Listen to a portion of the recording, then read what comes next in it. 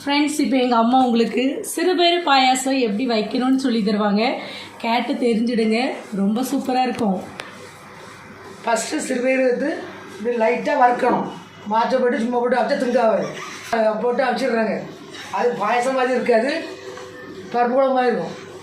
அதனால் செய்யணும், நல்லா வறுக்கணும். வறுத்துட்டு அப்புறமா குக்கரில் வச்சு வேக வைக்கணும். வச்சு இன்னும் குக்கரில் தண்ணி வச்சு ஊற்றியாச்சு, சரியா? அப்புறமா இதெல்லாம் உள்ள போடணும். குக்கரில் வச்சு மூடியாச்சு. 3 விசில் வரணும். 3 விசில், ஓகேவா?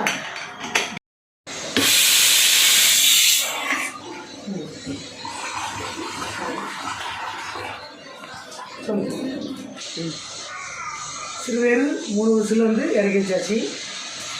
அடுத்தது சவ்வரிசி வேக வைப்போம். வேகட்டும், சரியா?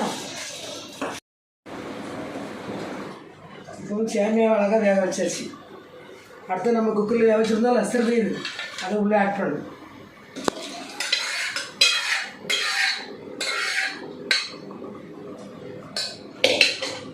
லைட்டாக உப்பு போடணும், சரியா? நிறைய போட்டக்கூடாது, லைட்டாக. சரி, இப்போ அச்சு வெல்லம் உள்ளே ஆட் பண்ணுறோம்.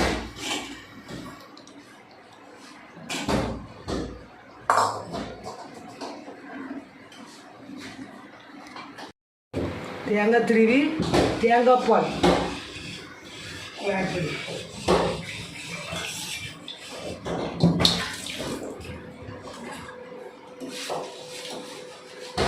இப்படி பாயசம் ரெடியா? இனிமேல் ஏலக்காய் உள்ள பொரிச்சு போடணும். நெய் ஊற்றி இந்த பாருங்க நட்ஸ் எல்லாம் வச்சுருந்தா லைக் பண்ணுங்க, ஷேர் பண்ணுங்கள், கமெண்ட் பண்ணுங்கள்.